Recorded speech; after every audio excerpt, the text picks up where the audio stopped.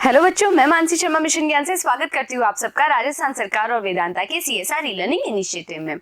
हमारा chapter footprints without feet का आज है आखिरी भाग।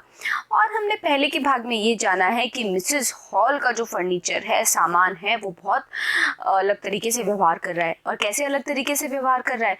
दरअसल वो सामान जीवित हो उठा है और मिसेस हॉल को लग रहा है कि ये जो अजनबी उस कमरे में रह रहा है, यानी कि ग्रिफिन वो वैज्ञानिक, उसके कारण ही आत्माएं उस फर्नीचर में, उस सामान में घुस गई हैं।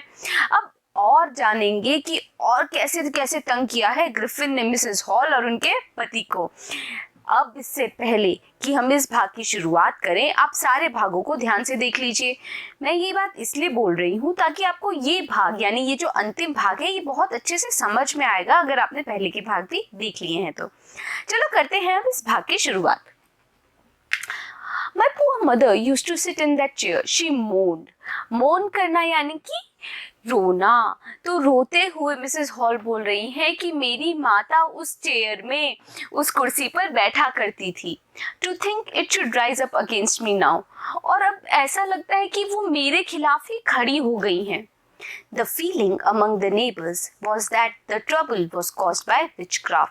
और जो भावना थी, फीलिंग थी नेबर्स में, आस पड़ोस के लोगों में, वो ये थी कि ये जो ट्रबल है, ये जो मुसीबत है, उसका कारण है, कॉज्ड है, मतलब उसका कारण है विचक्राफ्ट, यानी कि जादू टोना।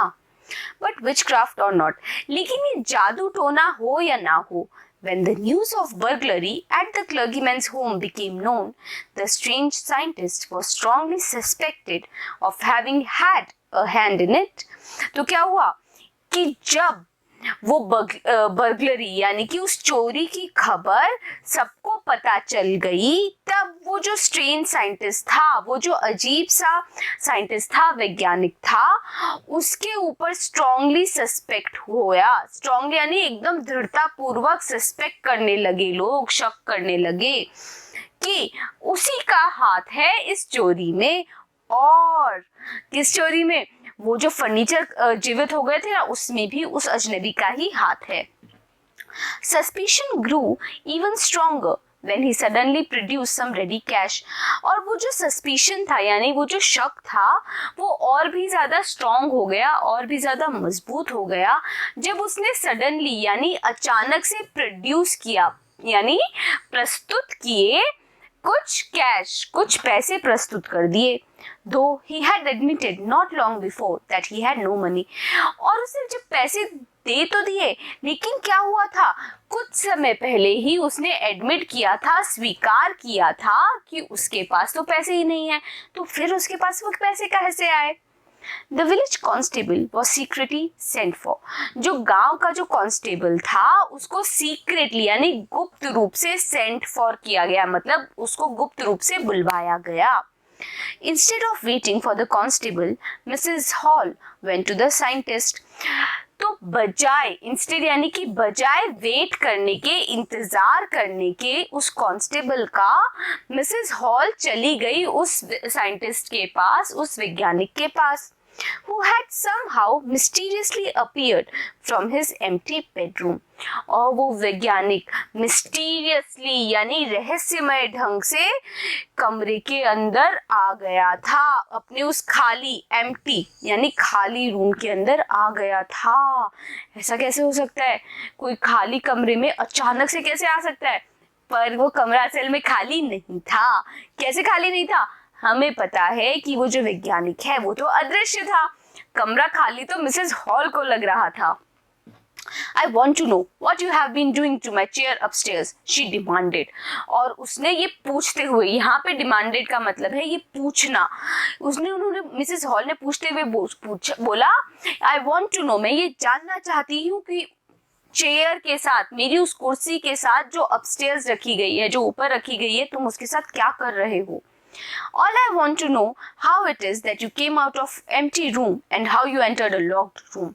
और मैं ये भी जानना चाहती हूँ कि तुम एक खाली रूम से बाहर कैसे आए और तुम किस तरह एंटर कर गए, प्रवेश कर गए एक लॉक्ड रूम में, एक बंद रूम में।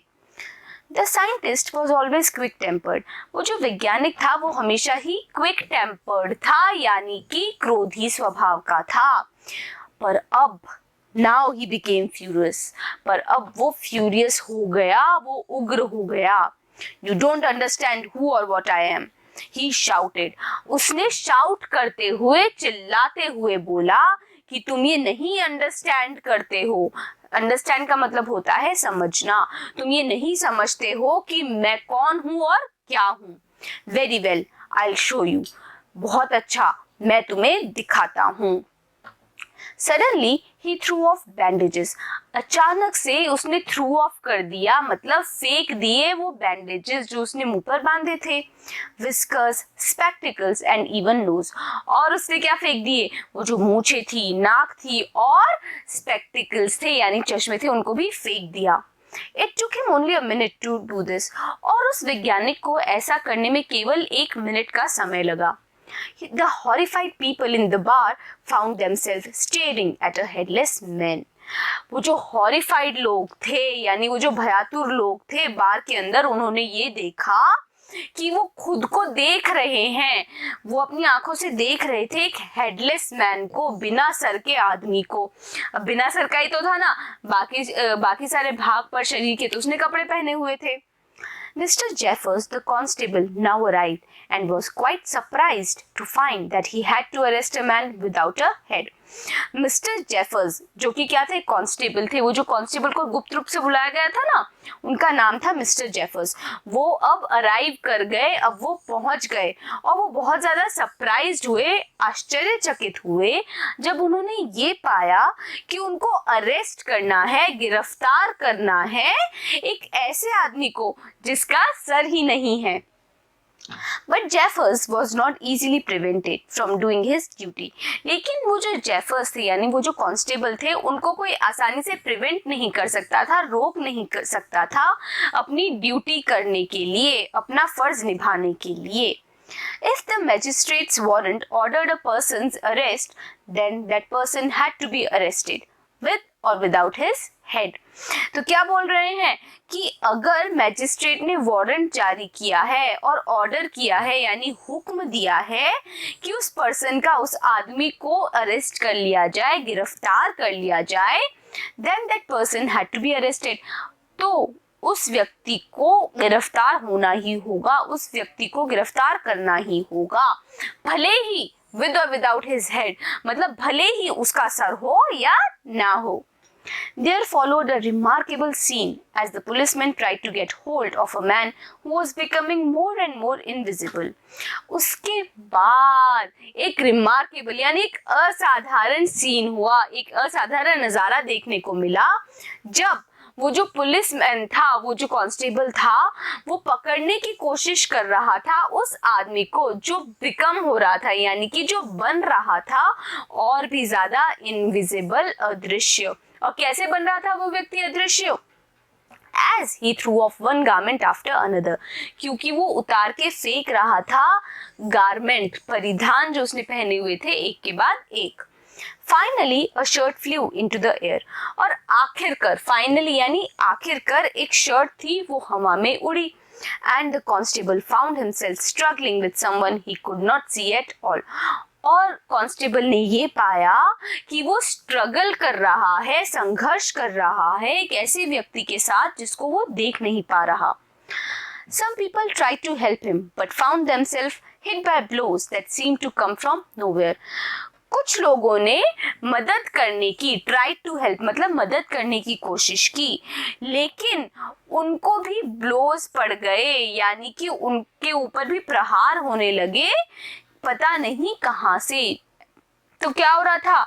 वो जो वैज्ञानिक था वो लोगों को भी मार रहा था, वो तो अदृश्य हो गया था, तो लोगों को पता ही नहीं चल रहा था कि उनको मार कहां से पड़ रही है। In the end, Jeffers was knocked unconscious. तो आखिरकार जेफर्स थे, वो जो कांस्टेबल थे, वो नॉक्ड हो गए, मतलब प्रहार होकर उनके ऊपर एक प्रहार किया गया और वो अनकॉन्शियस हो गए, बेहोश हो गए।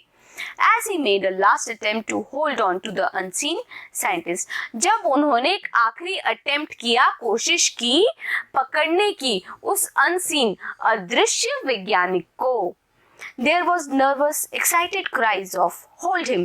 तो क्या हुआ था, वहां पर बहुत ज्यादा नर्वस यानी कि बेचैन और एक्साइटेड और उत्तेजित आवाजें आ रही थी। और क्या आवाजें थी, होल्ड हिम, पकड़ो उसे।